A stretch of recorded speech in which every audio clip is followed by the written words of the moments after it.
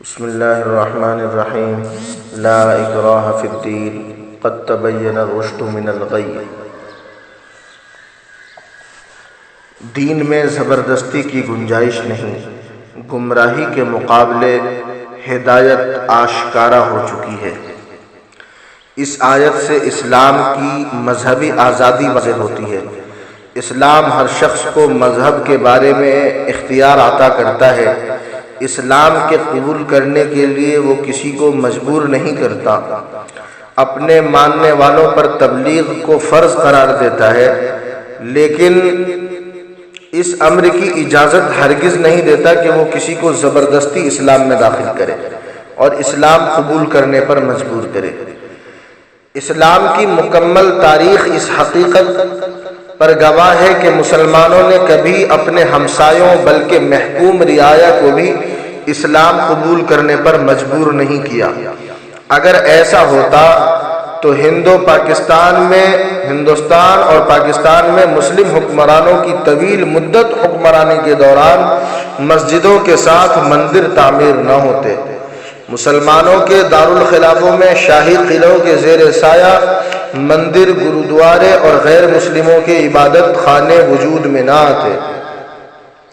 ایک بات خوب سمجھ لینی چاہیے کہ اس سے یہ ہرگز مراد نہیں کہ ایک شخص اسلام قبول کرنے کے بعد آزاد ہے، کہ اسلام کی جس بات کو چاہیے مانے اور جس کو چاہیے نہ مانے۔ جب ایک بار مذہب اسلام قبول کر لیا تو اس کے تمام حکموں کو ماننا اس پر لازم ہوگا۔ اب آزادی اور اختیار کا سوال باقی نہیں رہتا۔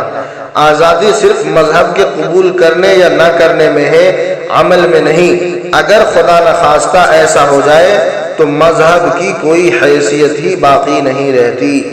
یعنی کہ اسلام نے کبھی بھی مسلم بادشاہوں نے یا کسی ایسے تبلیغ والوں نے یا کسی مولانا نے کبھی بھی کسی دوسرے کمیونٹی کے لوگوں کو، دوسرے دھرم کے لوگوں کو زبردستی اسلام قبول کرنے کے لیے نہیں کہا۔ اور قرآن میں بھی اللہ پاک کیا فرما رہا ہے کہ دین میں زبردستی کی گنجائش نہیں، آپ کسی کو زبردستی نہیں کر سکتے کہ تم مسلمان بنو، ایسا نہیں ہے۔ اب اللہ پاک یہ فرما رہا ہے کہ گمراہی کے مقابلے ہدایت آشکارا ہو چکی ہے۔ دوسری بات جو یہ ہے وہ یہ کہ جب وہ مرضی اس کی، انسان کی مرضی، اگر اس نے اسلام قبول کر لیا تو اب وہ آزاد نہیں ہے، اب وہ آزاد نہیں ہے، اب اسے شریعت محمدی صلی اللہ علیہ وسلم کے مطابق ہی اپنی زندگی گزارنی ہوگی۔ اگر اس نے اس کے مطابق زندگی گزارا تو کامیاب ہوگا، اور اگر نہیں گزارا تو اللہ کے یہاں پکڑ ہوگی اس کی، ہے نا۔ اللہ کے ہم سننے پر عمل کرنے کی توفیق نصیب فرمائے۔ اللہ پاک ہم سب کو قرآن کریم کو سمجھنے کی، سننے کی اور اس پر عمل کرنے کی توفیق نصیب فرمائے۔ آمین سبحان اللہ۔